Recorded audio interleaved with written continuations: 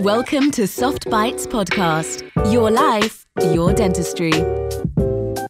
We talk about ways to have more fun and meaning in one of the coolest and most rewarding professions in medicine.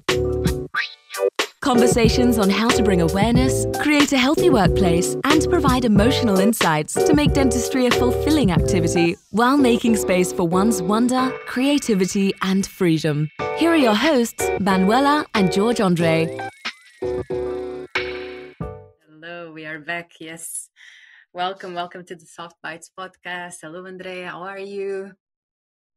I'm fine. Long time no see with the vacations and everything, but we are back on work. Yes. And today we're going to talk about something that I think it's really important, and it's something that I don't see it very often talked in the dentistry world, but I think it's something that happens, and it's very common.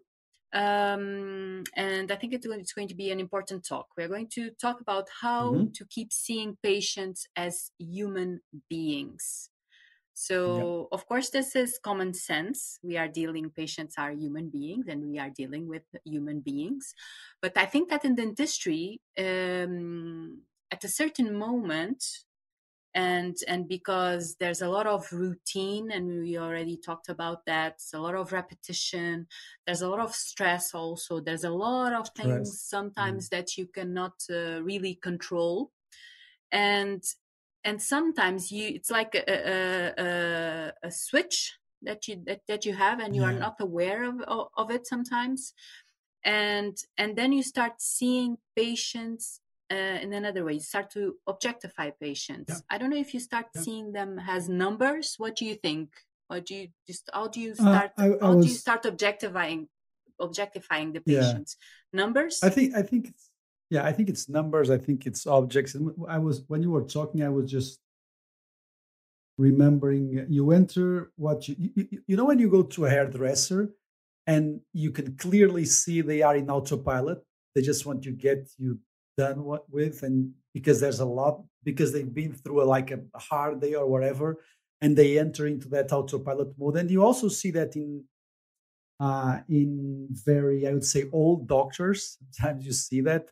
I mean, they are just fed up with the profession. They almost don't talk. They just want to get it. They just want to get it done. They just want to get it over with, And I don't know if it's numbers or if it is objects, but I think that if you are a dentist that has practiced for a considerable amount of time, I'm sure that you know exactly what we are talking about. I mean, you enter into that mode that you just want to get the appointment done with. You want to get rid of the patient as soon as possible to come to the next one. And I think that there's a lot of causes for that. There's a lot of reasons why that happens, and the environment you just told us, it is dentistry is stressful, it's repetitive.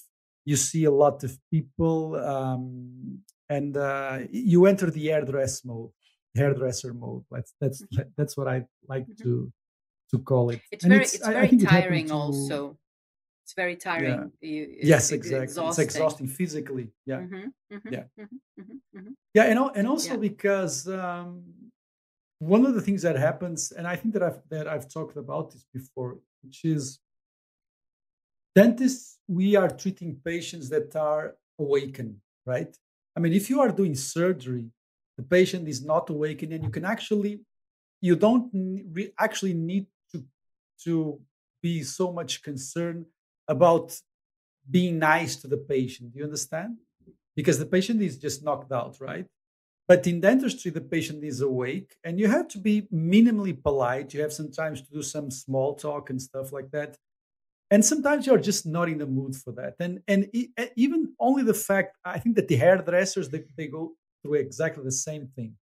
Even when you have to do small talk all day long, you get fed up with small talk, right? You just can't do it anymore.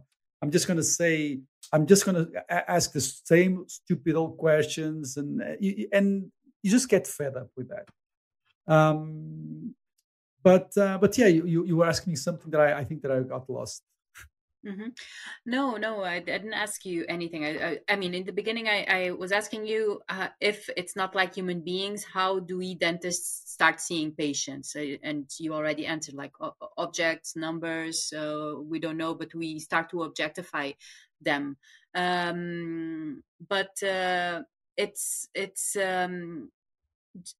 my and now I'm going to make you a question. Do you think that when this happens, that the dentist has the conscience that this is happening, or it's something also that goes in the automatic pilot mode, and that you are not aware that you are starting to objectify your patients, and that also that leads to other sources of stress, because that will add stress to your day if you start objectifying your patients, and we can talk about that later, because due to that you will start to have lack of motivation, for Yeah. example. But do you think this is something that you are not aware that that's starting to when it starts to happen?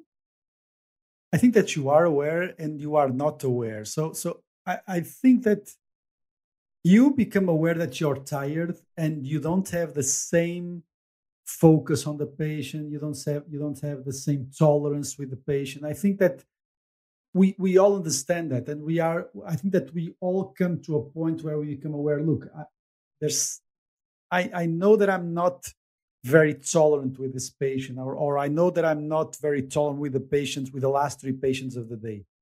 I think that in that sense we are aware of that. I think yes. But I think it also develops in the long term with a different thing, which is, sometimes I wonder, how was I like to some patients 15 years ago? And how am I like to them now? By this, I mean, am I as nice as I was there? And probably not. And of course, some of that has to do with the fact that you don't want to be extra nice to patients, right? And that's a mistake, because then you become a prisoner of your practice. And we talked about that. It's difficult to delegate. That's one thing. But the other thing is that I will divide this in two things. One thing is, you are worn out at the end of the day, right? And I think that you are usually aware of that. I mean, you don't have that much tolerance or patience to like small talk. That sometimes you need to do some small talk, and you need to be. I mean, if you have a difficult appointment before, you have to get yourself together for the next one, because you just don't want to show to the next patient with a has face, right? You have to get yourself together, right? Um, and at the end of the day, I think it's more difficult to do that. And I think that we are mostly aware of that. Now, the other thing is that what happens in the long term. And I think that as years go by, especially when you work for 10 years, 15 years, 20 years, I don't think that you have the same. I don't think you are never as nice to patients as you used to. And in one sense, that is good. In one sense, that is good. Uh, but in when you're talking about the long term situation, I think that most of the times we are not aware of that. That we have lost, and this is, I think, where it gets interesting. And you actually mentioned this when we were discussing about this subject. I think you lose a little bit of your human nature when you are talking to patients, and you sometimes you forget the why. Why are you actually doing this? Um, why are you actually in healthcare? Why do you actually like this profession? Because I mean, you may not like dentistry eventually, but I'm sure there are things that you like, and sometimes in the long term you tend to forget that. You tend to forget why you actually like dentistry. And one of the biggest reasons that I think that dentists like dentistry is the human connection, up to a certain point, right? I mean, we all enjoy the fact that we can. Dentistry has a lot of negative stuff, but one of the most positive things is the human connection, right? you get to actually make very almost intimate connections with some of the patients. You become friends with some patients. You understand their problems. You understand sometimes that you are one of the only persons that can actually be nice to them for many days, right? And you feel that obligation, and if and it's very cool, right? It's very cool because you can actually feel that you can make not only a technical difference, not only a clinical difference, but also an emotional difference in the lives of some patients. And I think that in the long term, this is the thing that gets affected. I think that we start to disconnect ourselves of what makes life special, which is human connection, right? It's at the end of the day, life is about human connection. And I think that we get run in the I think that we get run in the daily stress, and day by day, month by month, year by year, we tend to forget this.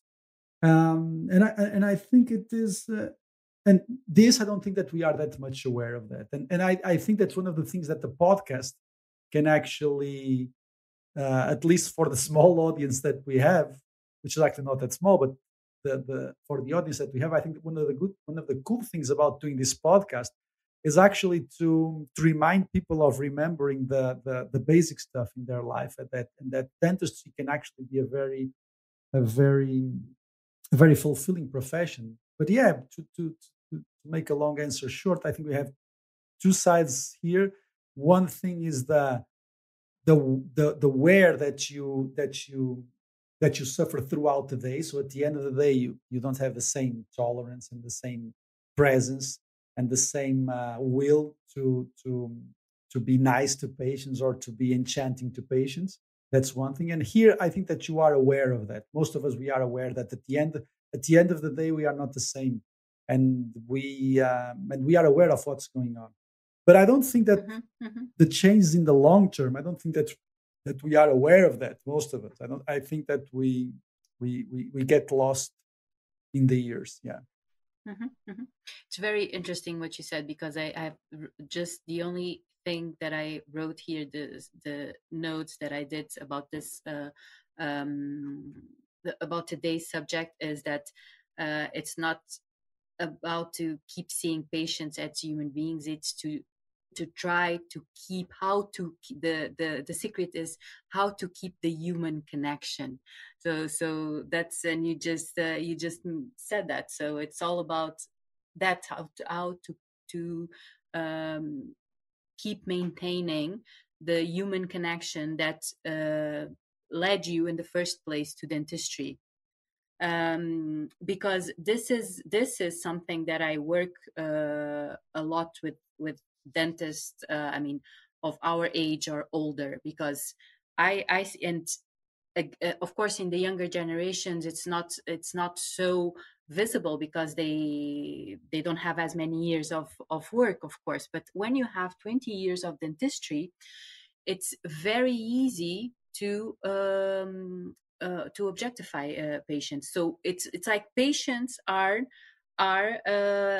turned into your yeah, and not only a number, they are your main source of stress. So when I ask a dentist with 20 years of experience, what's your main causes of stress, I get answers as late patients expectations, patients this, patients that. So, and the to really work on this, on the sparkle, of the human connection, on the why, like you were saying, to really, because I think it all starts, of course, with you, and also the way that you start your day. So we work in the intention, the intention of having fun during the day, the intention of listening to the patients in an active way, the intention of not treating patients as a number, but really asking the person, how are you, how you been doing since the last time that I saw you. Not to try to be nice just for nice, like you were saying, but yeah, that's it. To connect with the human side of the person, because everyone deserves respect, and everyone deserves to be treated as respect. and not just as one more, like you said, when you arrive to a place, either as a dentist appointment or a hairdresser, like you mentioned, or whatever, but you make an appointment, so you expect at least for that half an hour or 45 minutes or 1 hour, that you have the person's attention. And a lot of the dentist work is technical, so a lot of that time it will be spent in a way that the other person cannot communicate with you. So they are conscious, like you said, so it's a technical and sometimes a very it's a surgery, it's a surgical procedure, but people are conscious, but they are not able to talk. So part of the time it's spent that way, but there are the other part that it's not only yeah, it's respect.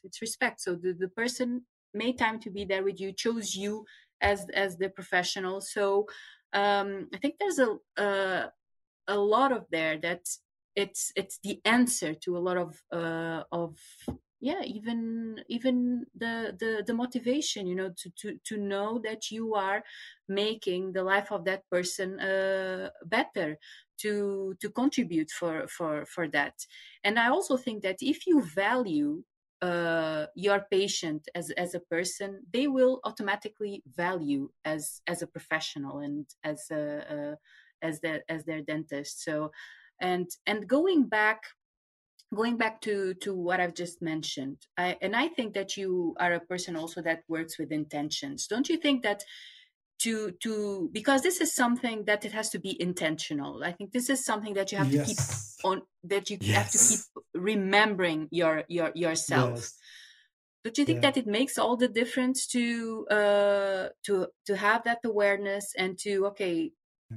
this is the way that I want to Decide. spend my yeah, to spend my day. I want to Mm. see continue to see patients as human beings, and from Yeah. that moment, what are the small actions that you can take? Because we already talked about this, and we talked about this a lot in the podcast. Sometimes it's just simple things, it's just simple actions, simple changes that make all the difference. And let's talk about some of those practical actions, because you can have that intention in the morning and you say, okay, today I will bring the human connection to my appointments. I will see my patients as human being. What this means in a practical way? What can a professional, a dentist, do to see patients as human beings and not as objects or numbers or just stress, or just triggers of stress? That happens a lot. Yeah. That's a good question. Actually, I was writing some notes here, which has exactly have to do what you are asking. Um, I was just, I think that the goal, and then we can talk about some strategies and tactics. So the goal, I think is, um, I think that you really have to make a decision in your life to be. I don't know if happy is the right word, but to um, be to enjoy the process, no matter what is going on. So The good and the the thing bad, is, right? the good and the bad, yeah, and Yeah. I we talked a lot about the 80%, right? And I think that Mhm. this is a rule that's really helped me a lot and really made a shift in my life, which is there will be, when you wake up until you go to bed, there will be people annoying you. Sometimes you are annoying people as well. There will be things that go wrong. There will be veneers that break when you bond. There will be implants that fail. There will be patients that are late. There will be patients that don't pay on time. There will be patients that are hassles. This thing is going to happen, and you have no control over that. What can you do? I mean, you can learn how to dance in those things, and learning how to dance has a lot to do with all the systems and protocols that we keep telling about, making sure that you have like systems just to avoid that patients can eventually cross some boundaries. Make sure that you have a very good welcome pack. Make sure that basically the patient understands the practice policies in terms of payments, in terms of lateness, in terms of teamwork. They understand. Basically, you have to set. I would like to work in this way, and I have to make it clear for my patients because that will avoid a lot of problems. And I think that needs to be placed aside, and that will solve in itself 80% of the problems. But even with an amazing system, things will go wrong, you know. And I think that you have to make a conscious decision to learn to dance with those things because I think that the beauty of life actually happens when you start to understand when you have a hidden smile inside yourself, even though things are not going your way. And I think, and if you keep that hidden smile inside yourself, even when things don't go your way, you'll always have a place to go to refresh yourself and to be nice to the next lady or to be nice to the next gentleman that you are about to treat. So I think that the number one thing is to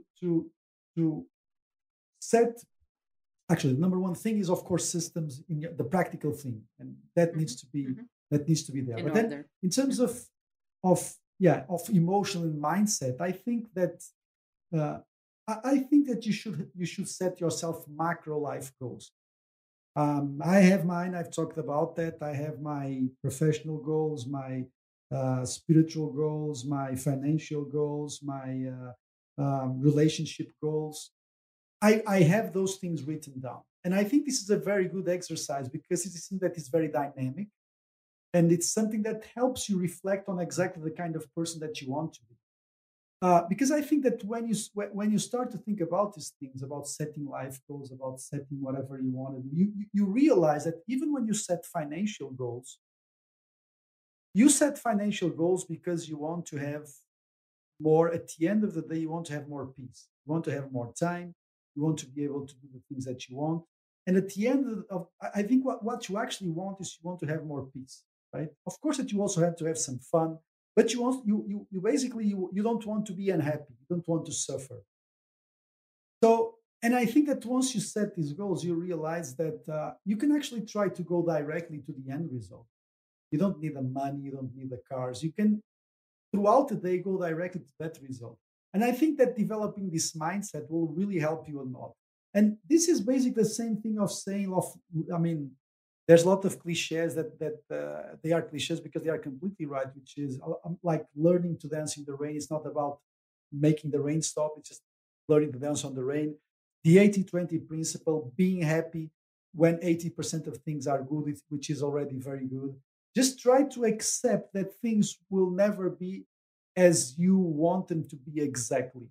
Um, and once you realize that you can actually have have a mindset that understands that there are lots of things that are out of your control, and no matter what, and I think this is the key, no matter what goes out of your control, you will always have that inner smile inside you.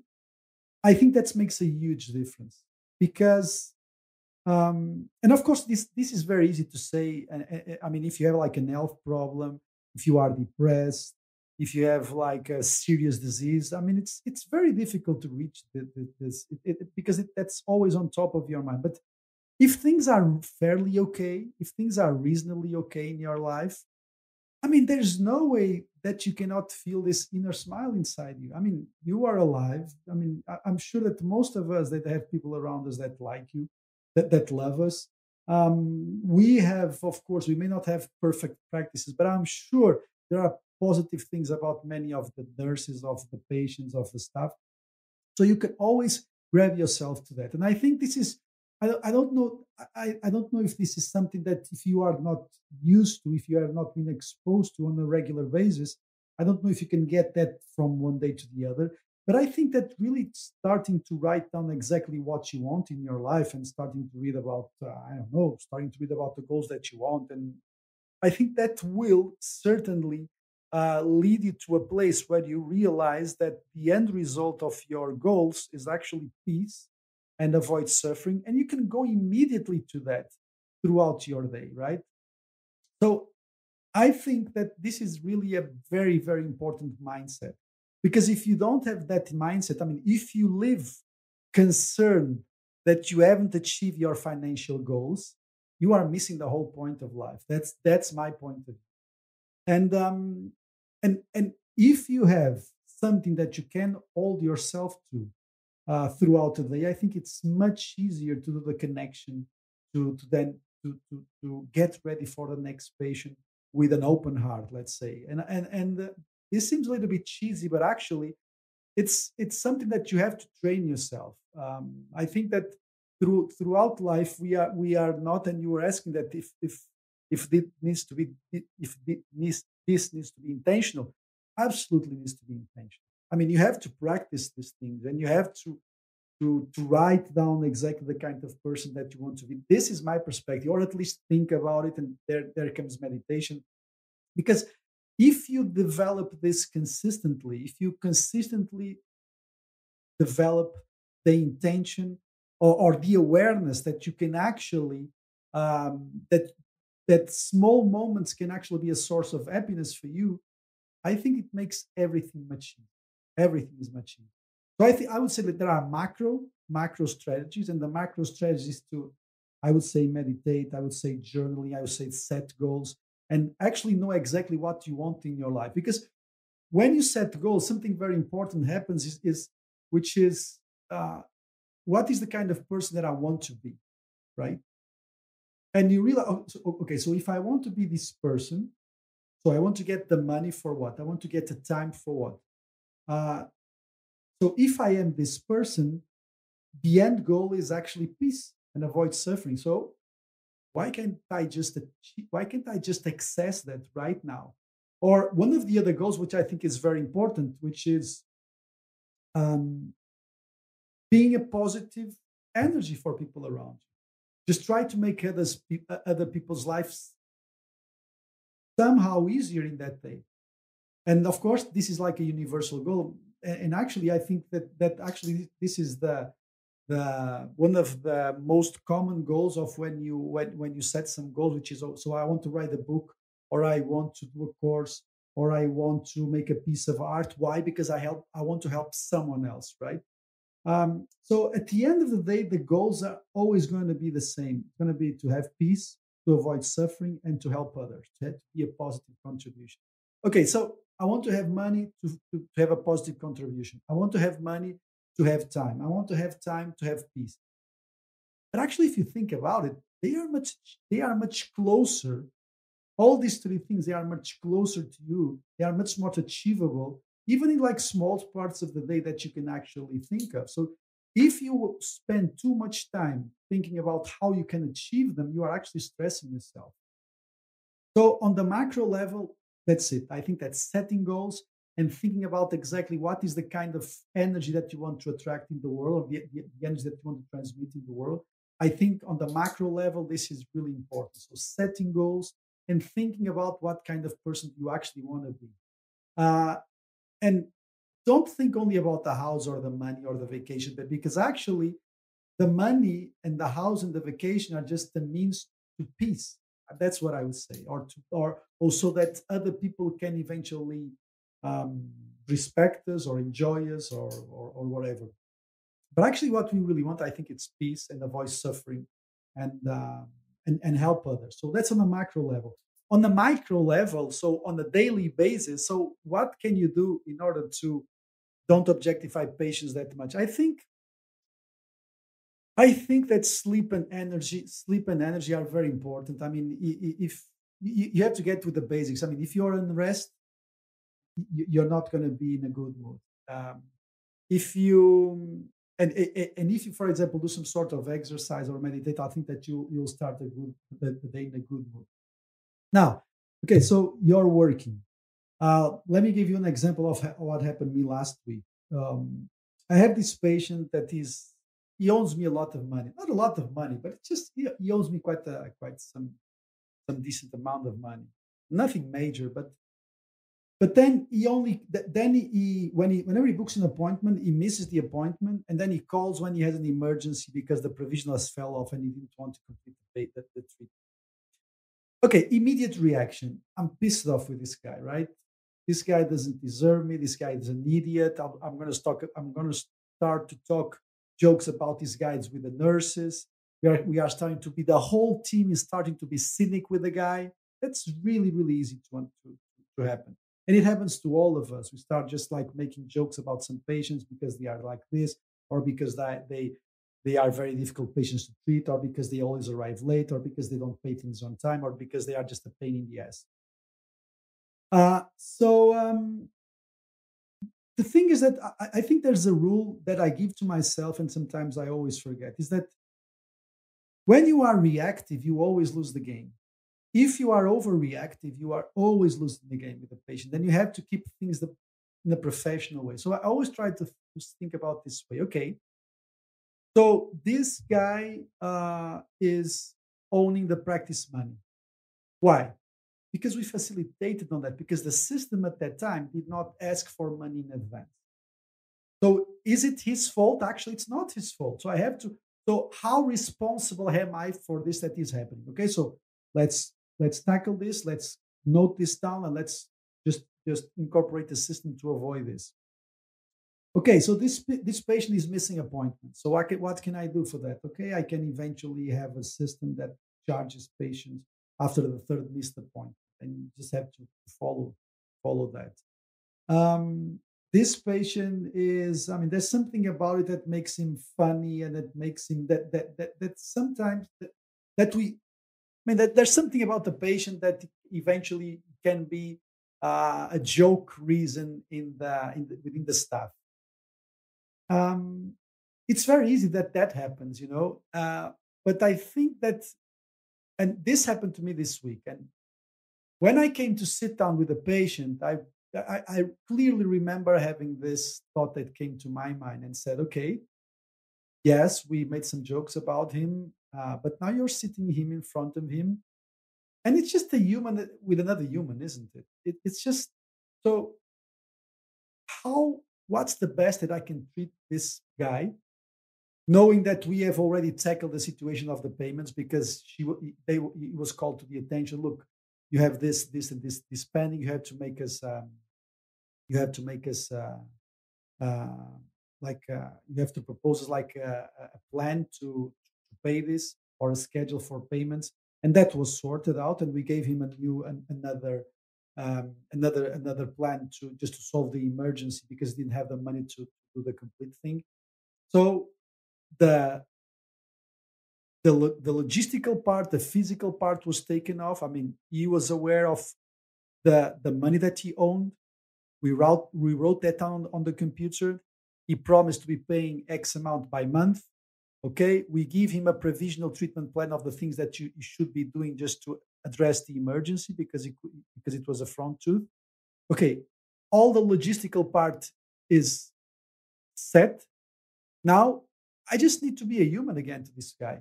I don't need to be cynic. I don't need to be ironic. I don't need to be um, yeah, I don't need to be ironic with the guy. I don't need to keep this. I don't. I have no need whatsoever that their energy or their behavior energy affects me. I think that if I set a goal that I want to be a positive influence for people around me, this is exactly what I am going to do. But I don't think that you can do that if you don't address the issues that have been provoking that stress in the practice. You know, so the physical world needs to be taken care of, so that on an emotional level you feel more relaxed, and you can actually be the person that you want to be. Because if the guy gets inside the treatment room and all of the other things were not settled before, I mean, if the nurses did not handle the situations before, then we have an issue again, which is then I will be facing a person, and inside myself, I know, look, this guy is not paying on time. This guy is missing the appointments. This guy is doing this and that. And there's no way that I'm going to be sweet with the guy, or that I'm going to be myself. Why? Because there's this burden that I'm carrying in myself that sooner or later is going to show off when I talk to him. So this is why, in a micro level, I think that the physical world needs to be dealt with, so that I can be myself genuinely and warmly to this person when they are in front of me. So I would say that from a macro perspective, I think you have to set goals and understand the kind of person that you want to be, and understand that you have to make a commitment to be married, to try to be happy no matter what, right? Because things will go wrong. And on a micro level, just try to manage the physical things that you can manage, and after that, just try to let go the things that are bothering you about the patient, and you can eventually be yourself.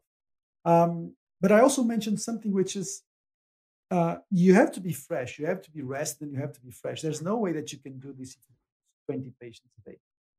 It's just Mm-hmm. impossible to do that. I mean, you have to see what is your limit. Yeah. Yeah, you mentioned a lot of things there, and it's very, very, very interesting. And I also think that if you are basically you talked about self awareness and Yeah. emotional awareness. You even mentioned that you had the awareness of your thoughts in order to realize what was going on and what the situation was, and that you could not let yourself be ruled by that thoughts that and emotions, and that's very interesting. And but don't forget that that requires already a certain level of training. It's like you said, this has to be trained. But what you mentioned is self-awareness and emotional awareness, in order not to get reactive, just like you said. So you are responding to the situation, and you are giving your best to another human being. Because what usually happens if you don't have that kind of awareness that you just mentioned is, and even if we are not even talking about that extreme situation that you were talking, you gave a very practical example of a situation that involve money and a considerable amount of debt of that person. But if we are just talking about the usual patients getting late, and or even you being late on your appointments, which also happens, or patients having unreasonable expectations or making demands that are not reasonable, that kind of daily things that happen in a dental clinic. For example, in the end of the day, you will be aware just of your tiredness and how exhausted you are. You will not have the ability to be aware that due to that tiredness, due to that exhaustion, you just want to get that done. And yes, you are not connecting to the other person as a human being, because you just want to get things done. But you are aware of your tiredness. But the thing and the link here that I found so interesting that you said, and I add this to my notes, is taking responsibility. So the thing is that you will blame the tiredness and the exhaustion, but you don't take responsibility for most of the times. You don't take responsibility for what's happening. About what you said about that, all that macro managing that you have to do, and that includes, of course, taking good care of yourself, because it's a highly demanding profession, and you have to be on the top of your game, and that demands you taking very good care of you, and not only physical but in a mental way. You working on your mindset, you to be able to develop that inner smile that you are talking about. You have to, what you are talking about is that you have to train your mind. You have to be aware of your thoughts. You have to develop meditation practice in order for you. And for example, that's one of the things that I teach on my mindfulness courses. One of the actions that you can do is to take time between patients. It doesn't have to be a lot, but you can just have like 5 minutes, or two, 3, 5 minutes, whatever it is, between patients, when you just do some deep breathing, when you can really do the reset. So you let go of the patient before, so you can start fresh from the and you can bring not only the physical part of the breath, and you really get into disconnecting the automatic pilot into Yeah, relaxation I find that so mode. interesting. Yeah, Yeah, but also you can bring the intention, you can say, okay, there's a new person yeah, coming from that door, I'm going to yeah. give that person my full attention. So you do the reset, you disconnect the autopilot, and you start fresh with the other Yes. person. So this is an easy a Yeah, trick or yeah, procedure or whatever yeah. for you I, for I'm you gonna to I'm gonna tell do. you something. Hmm. Yeah. Yeah, I'm gonna tell you something Hmm. that you're gonna love, which is in the lines that what you were saying. Yeah, that you have to, I mean, stop between patients and just take, I mean, do whatever it takes so that you can ground yourself again and just ground yourself to the person that you are. And in order to do that, you have to have like a drama free practice, right? And we talked about a lot about that, the importance You of should. having systems and having culture and stuff like that. But I want to tell you something that you're going to love. You know what is the thing that I would like to, I mean, if I further expand my practice, I have 4 dental units now. We have a kitchen slash lounge where there is also some computers, but there's also always work involved in there. We have a studio. The next thing, if I expand my practice further, what I would do in my practice is to have a gym there, a gym slash lounge where it is a place where there's no work allowed or no work subjects or no work talk allowed. Make it also Because I think that phone free. meditation place, Yeah, and phone free, phone that would be free, nice. phone Yeah. free, because there's this study. I will send it to you, and I'll put it in the notes, that they compare, this 5 minutes that I was talking about of pause between meetings, when you do it, when you do the exercise of focusing on your breathing, or stretching, or grounding yourself, or if you spend time just scrolling on your phone, or whatever it is that you think that you are resting, but you are actually not, and it's completely different results. Having a gym or having a place in the practice where people can chill out. I think the gym because it's Where it's they can it's one of can the exercise, they can stretch, they yeah can meditate. yeah yeah Yeah, make it yeah gadget yeah free. Yeah. yeah.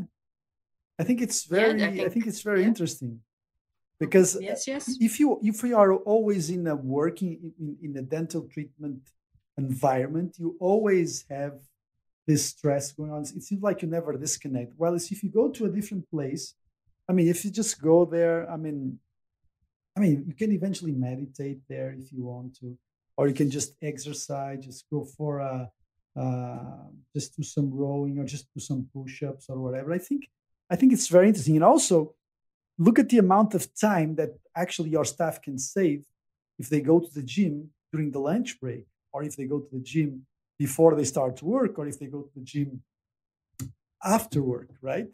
So I think it's really, really an interesting idea, and I hope that I can get rich enough to open a gym. I'm joking. I'm joking. No, but I hope that I think that it's a nice plan. I that it think can it's a happen. I think Yeah, it's a very, very, very nice plan.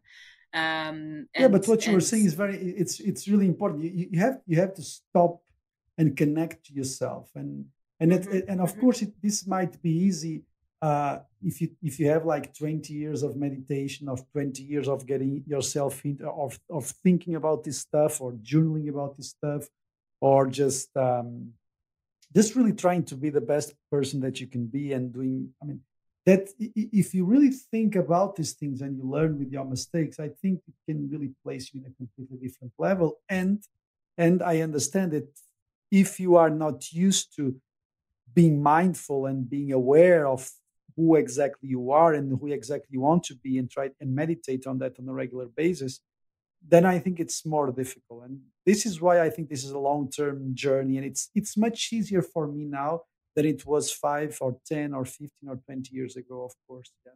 Yeah. Mhm. Let me see if you let me just say, because we are almost ending in the end of our time, but I'm going to say three practical measures. See if you agree and Okay. what you add to this. So first, it Okay. all starts with you and the way that you start your day. Have the intention, even if it's just something like saying to yourself, I'm not treating teeth, I'm taking care of human beings. So remind yourself Yeah. of that. Establish that intention for yourself in the morning when you enter the clinic. Yeah. I would add, sorry, Manuel. Yeah, yeah. I would add before of that to set life goals, Mm-hmm, because mm-hmm, setting mm-hmm, life goals and thinking regularly about your life's goals will eventually lead you to understanding that we are all wanting the same thing, which is being loved, giving love, having peace, and contribute. That's all that we mm-hmm, want. We want to have peace, we want to contribute, we want to love, and we want to be loved, right? Everything that we wish for in terms of time, vacations, money, cars, clothes, looks, whatever, is just a means to get this. And I think that mm-hmm, if you understand this, you can immediately realize that actually this is quite accessible from me at any time of the day when I decide to go there. If I decide to be like this, if I mm-hmm, decide mm-hmm, to be loving, I will get this achievement, right? If I mm-hmm, decide that I'm worth of being loved, I will get this achievement. If I stay in peace, if I calm my mind down, I will be in peace. And also, if I treat others well, if I do a good job, I'll be contributing. I mean, you don't need to get the Ferrari or the Porsche or the apartment front side, beach side. You don't need to get to be able to get this one. You can get these ones if you decided that you want to get them now. So that's what I think that life goal is actually the first thing. and the second has also to do with what you just said. It has to do for Okay. you to put in practice the kind of person that you want to be, the kind of dentist that you want to be. And if you want to keep on discovering that human connection with patients, you also have to take responsibility so on your actions. So, and you also have to have Yes. time. So make sure that what you are doing, as in what you want to do as a dentist and what you want to achieve with the dentist, that you are matching that in your agenda. Because sometimes, and I hear this a lot, oh yes, Yes. I would love to do that, but I don't have time, I have to have appointments every half an hour. Yeah, but you have to take responsibility and you have to make conscious choices. Make Yeah. sure you have time to listen to your Yeah. patients, to talk to Yeah. them. Make sure that you are, yeah, indeed taking care of human beings and not just treating teeth, and that needs time. And also make sure that you have time, just like we said, to take just 2 3 minutes, 5 minutes, just to take some deep breaths, to do that And reset, ground to yourself. really Yeah. ground yourself, to connect with yourself, to disconnect the automatic pilot. This will disconnect the automatic pilot immediately. And to remember Also, why you are doing this. yes, that's it. To connect with your intention, that intention that you set in the beginning of the days. And but this, of course, requires time. But you will gain so much more. You will gain the motivation. You will gain the joy. You will gain you will rediscover again your why and the reason why you are doing dentistry. And the third, and this has to do with what we've been talking about. uh, don't talk bad or don't comment patients. Do not do that. It can be something big, like the situation that you just described, or it can be just something small that the Yeah. patients are It's late never or they good. are rude or whatever. It's never good. And if Yeah. your staff Feels listens to that. you doing that, they will do the same and they will feel authorized to do Yes. the same and they will think that's Yes. a normal thing. And that Yes. when you have a clinic that is supposed to serve people, commenting those people that they are supposed to serve, it's never good. So it's really, it's puts you in a situation that it it takes the patient out of the equation in the dental clinic, and the patient has to be part of the equation. So when you comment patients in a not good way, then you are really putting a distance, and you are taking the patient and the value of the patient from your work environment. So don't do that. Don't, when you see or when you listen to someone doing that, you can even call in a positive way, but just if I think that if you put these three really very practical actions in practice, you will really feel a difference. Set an intention. See what really kind of dentist you want to be. Discover really your goals as a person, as a dentist. And sometimes they are not very Yeah. different, because Yeah. dentistry is a big part of Absolutely. our life. Yeah. So they are Yeah. really even if they are different, they are connected. For sure, they will be connected. Then take responsibility. Set the intention of just not treating teeth, but taking care of human beings. Yes. Connect with that Yeah. reason why you become dentist Yeah. in the Yeah. first place. Take responsibility with Yeah. practical actions. See if you need more time of appointment. See how you can connect, bring that human connection. Take breaks between Yeah. patients. Be self-aware. A lot of that self-awareness that you just described, to have the self-awareness and the emotional awareness of Yeah. understanding that if you bring that bias, if you bring that judgment into an appointment, that can really have an impact on the way that you treat a person. So that's why, of Yeah. course, if you are biased, you can commit treatment errors or diagnostic errors also. Yeah. So self-awareness really has a very positive impact on your daily clinical practice, Yeah.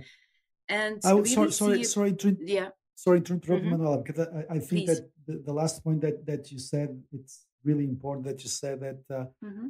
do not mock patients or talk or make jokes Yeah. about patients, because that can really go viral in staff, and they can feel authorized to do that. And I think this is very common, and I have to admit that I do it myself as well. Sometimes not in a very We negative all way, do but it. yeah, We all do yeah, it. It's impossible not to do it. We are not. yeah, It's not about being super perfect here. That does not yeah. exist. Go for the 80-20 rule, just like you said. Exactly. Yeah. But But be one thing, aware one, of what one, comes out of your mouth.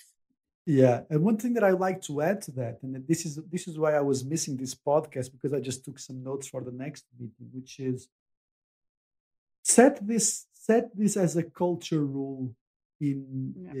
in your team, and make sure that you talk about that.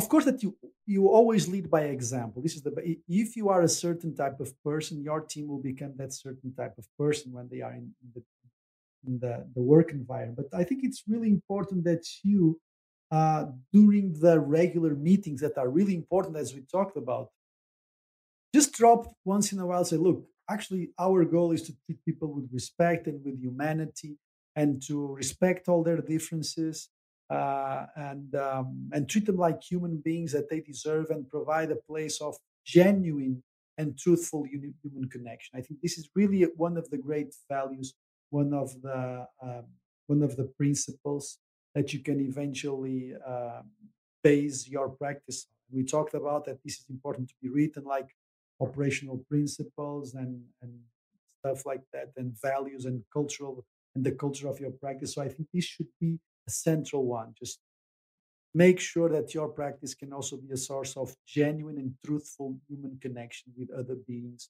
that they can feel safe there. They can feel that they are talking with people that will be truthful and will be genuinely caring with them. It's really important. Yes. Okay. Thank you. I don't know if you want to add That was a good one. I was something missing else. you. I Yes, was me missing you. It's too. always good to Thank talk you. to you. Yes, and I think this It's is so always good to talk to you. I think this is so important, because I really think that this is one of the secrets for you to continue to enjoy dentistry for many, many years. If you can Yeah.